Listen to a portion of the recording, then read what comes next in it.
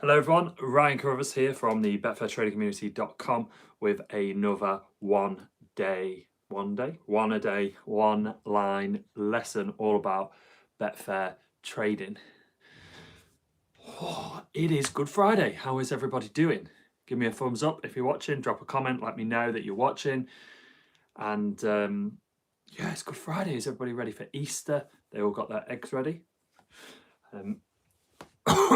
I don't have corona. So today's lesson is all about, remember, if it were easy, it wouldn't be fun. Part of the reason that we like trading is it's not easy. It's a skill that you've got to master. That's part of the attraction to it. You know, we get a lot of people that come from match betting and they come to trading. And one of the reasons that they come from match betting to trading is that they get gubbed on their accounts, yes. And another reason is they know they can make more money trading. But one of the other reasons, which they won't freely admit, is the challenge of trading. You know, match betting can get boring because it's the same thing over and over and over and over and over again. Whereas trading's a little bit more exciting, it's a little bit more fast paced and it's different. Every single trade is different. The events you're watching are different. The way that you interact with every trade is different. So it's different, so it's not boring. But that makes it a little bit more difficult. But that's part of the attraction to it. I've always found that I think people overcomplicate it anyway. I don't think you have to complicate trading. One of the most profitable members in BTC is Keith, and all he does is first half goals and half time lay the draws. So it still is difficult to get that right and to manage your mentality, but he's not made it ultra difficult. There does seem to be that I'm trying to find a happy medium for all of you guys where it's difficult doing what we do well and profitable, but you're not overcomplicating it. I'm trying to get you this bit in the middle where it's like, this doesn't work. This is the bit that does work. It's difficult to get to this part. Don't try and get to this part where it's just really complicated and you're overcomplicating everything. Quick example of that is my split straight strategy. I come back to this one a lot, but sometimes people ask me, what insurances do you put in there? What do you do if the trade goes wrong? Nothing. I'm not complicating it. The sweet spot is there. It works at that level for long term, gives value, it's worked for a long time. I'm not complicating it. It's difficult to do. It's difficult to follow through with it all the time. But then if it was just really, really easy and I could just go into Betfair and go click, click, click, oh, made loads of money, out we come, that would get boring. It really would. We wouldn't want to do it as much. Part of the attraction to trading and Betfair is that it isn't easy. And be interesting to know, you guys watching, if you agree. Because it is a skill. Trading is a skill, and it's one that people want to master. Malcolm, discipline is key. Discipline is key, and that is the tricky bit. That is a really hard thing to get across and to do, and that isn't easy. Managing your mind is really difficult. Terry, it's a skill I'm learning. I think it's one that you're always gonna learn as well. I answered a question today, and somebody said about no means no. Exactly.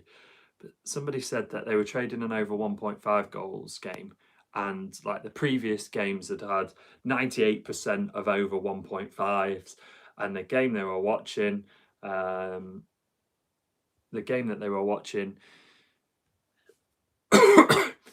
didn't have a goal in it, and there was loads and loads of shots. And even now, after all these years, I still get angry at those games. And it does go back to that knowing yourself and understanding you. And that's the tricky part. But that is where the gold is. That is where the difference, where it gets hard, that is what separates the profitable ones from the not so profitable ones. So taking your stop loss is hard. If it was easy, everybody would be doing it, but they're not. So actually following your trading plan, getting out on your stop loss is difficult. And that's what you've got to remember. Not everybody's doing it. The majority actually aren't taking the stop loss. They're just blowing through and carrying on. And that's actually easier to do. It's harder to take your stop loss because of the connotations that has, where it's like, well, okay, it's impacted my confidence because I wasn't right on that, and I've lost some money, and you're not getting a rolling pin. I know, Jesus, that is brutal, isn't it? So for anybody watching that hasn't seen one of the other ones, Terry's talking about the rolling pin. Steve Howe says that if he doesn't follow his stop loss, or doesn't get out of his stop loss, he takes his balls out on the table and he hits them with a rolling pin. I don't know actually what would be harder to do, to actually get out of the trade or to actually do that. I think doing that would be harder, but if that's the penalty for not trading out, then it's there, isn't it? You've got to do it. So it's hard to trade out, but the benefit and the reward for trading out is that you're protecting your bank, you're allowing yourself to live another day and do another trade, and it's the impact that it doesn't have. I keep saying, Malcolm, get out, get out, get out. I get sick of my mind saying, so I get out. Yeah, it's exactly like what I've been saying over these videos as well, Malcolm. I know you've been watching and commenting on them, and it's amazing. Is you keep telling yourself, get out, get out, get out, get out, get out. Eventually, your brain will go, what the hell are you doing? Why are you not getting out? You can do that across loads of different things as well that you want to change. You know, the power of your self-talk is massive, but it takes time to build that confidence in yourself up and actually get out when you say you're going to get out. Some of these comments are amazing as well, and over the rest of the last couple of weeks of doing these, the comments that we get are amazing. And I know that not everybody jumps on it at 10 when they're live. They come on a little bit later. It's fantastic. The emails that are coming through are great as well. Most of it is pride or ego, I think, because you don't want the loss. Yeah, I think people don't want to take the loss. People don't want to do the stop loss for a few reasons. Some people have overstaked initially. So by taking that stop loss, it becomes real, and they are trading on hope value that the trade will come round, there will be a goal, the horse will not win or whatever, and then that they're safe.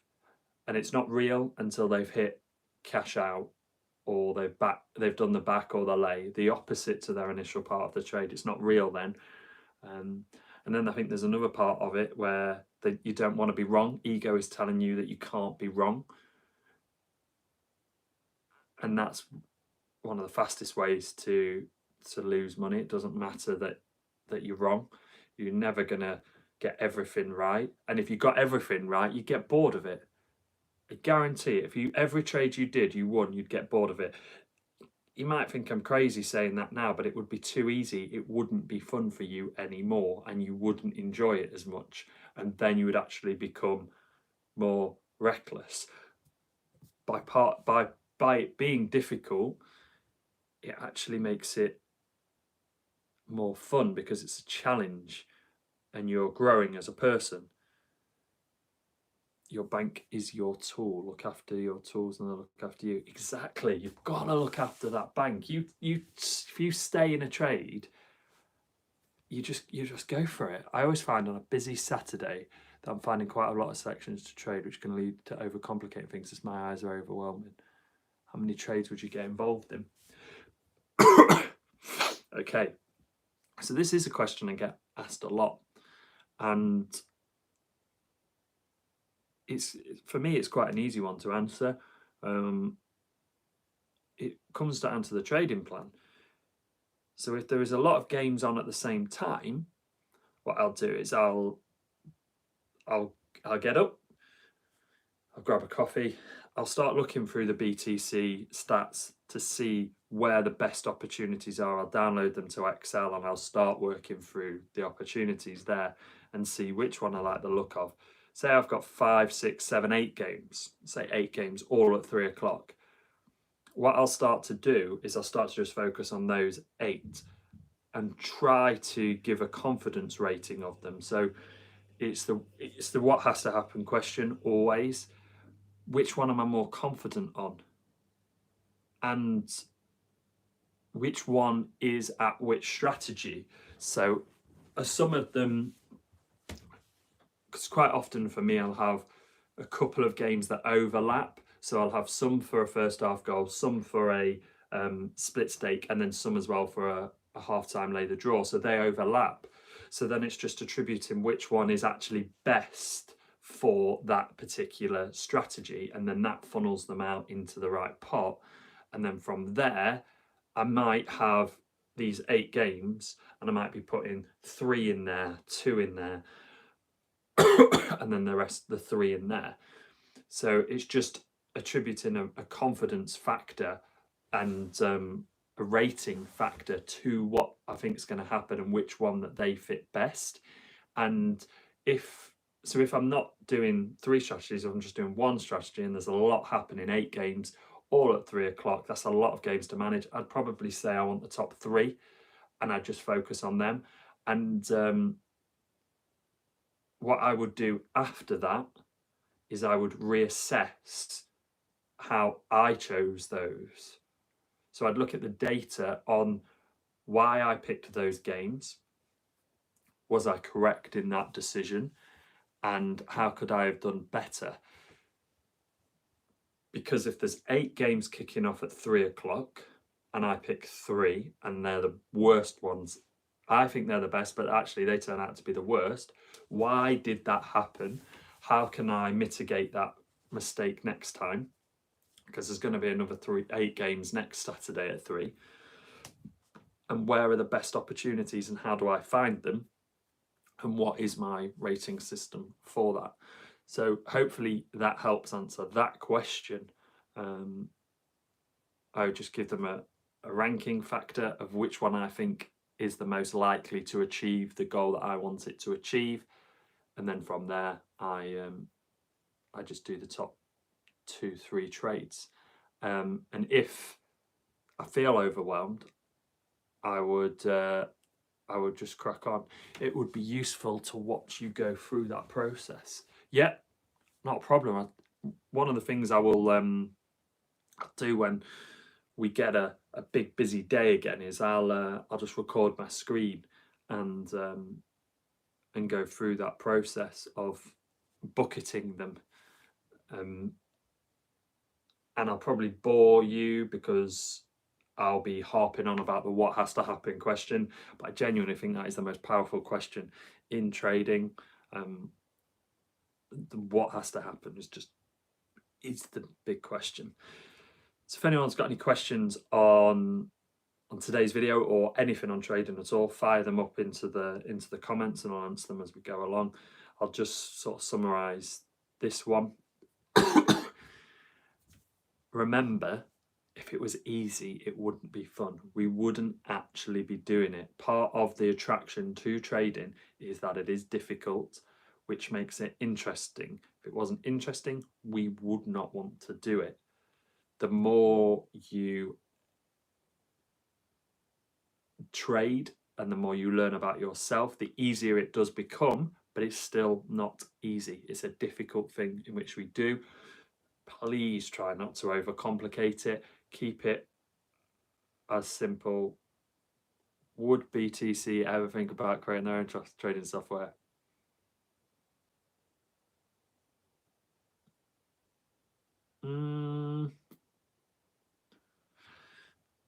potentially. BTC's got huge plans. We are currently building horse racing software as well. And the difference with our software is that we allow you to build your filter. So you can think about the what has to happen question and then put your parameters into the software. It will find those results for you. You can then save it, and then every day you will get those filters. So one of the ways I trade is I want favorites under 2.0 and I want like 15,000 matched on those games. So the software can pull in the Betfair live prices, and it can pull in any stat you want. So I create a filter for that, and then I look to back those favourites, the heavy favourite, when they're just going up a tick, down a tick, up a tick, down a tick, up a tick, down a tick. And I basically rinse and repeat that throughout the morning before the game. The stat software gives me all of that information very, very quickly into into the spreadsheet or into the actual dashboard of the stat software. Malcolm doesn't like horse racing, neither do I anymore. But we've got a huge contingent of members who want to trade the horses, and when we finished on the horse racing software, we will be looking at back testing software and also cricket trading software. So we'll actually cover the top few sports. So yeah, just remember, if it was easy, it wouldn't be fun and we wouldn't want to do it. So by it being difficult is what drives us, the attraction to it, but don't make it harder than it has to be. So remember why you're doing it, and always, always, always question yourself and talk to yourself. Tell yourself, I am getting out, I am getting out, I am getting out, I am getting out. And stick to that and you'll be absolutely fine. And watch all of these videos. This came from an idea of just me jumping on a live. Does horse racing software automatically set your lay and back? It can do if you want it to. But one of the easiest strategies for the horse racing to actually get your head around is dobbing. So double or bust. You back a horse at 12 for £10. You lay it at 6 for £20. If the trade wins, if the price drops by half, double or bust, then you will get you'll get £10 profit. You need a low strike rate on those. There's cracking websites like Pattern Form that give you the percentage that horses have dobbed, and that's a good strategy to use. So you back it just before the off at 12.0, it goes in play, in running, and your aim is to get out at half its price for double or bust. So you double the money, or you bust, so you lose £10 if it doesn't, but you win £10 if it does. So with that, you wouldn't need a massively high strike rate. And that was something that I did enjoy on the horses. I seem to be able to pick some good horses doing that as well, with a combination of a few websites. So yeah, watch all of these videos. I'm going to wrap it up and leave it there, guys. If anyone has any questions, you can pop them on the comments below. I will pick them up. If not, if you don't want to pop a question on the comments and let everybody see it, that's fine. Fire it through to info@betfairtradingcommunity.com. Put FAO Ryan as the subject, it'll come straight to me. And I am very, very nearly off my list of online lessons. And then I've got a whole backlog of them to do from people who submitted online lessons as well. So then I will give my take on that lesson, and then I will share their Twitter handle or their name, whatever they said to give, and we'll give them a shout out. The next lesson will be on Monday, hopefully, and it is about, I like this one. It's about scattergun trading. So I hope you have a cracking Easter weekend, eat loads of Easter eggs and stay safe, and I will see you all back here on Monday.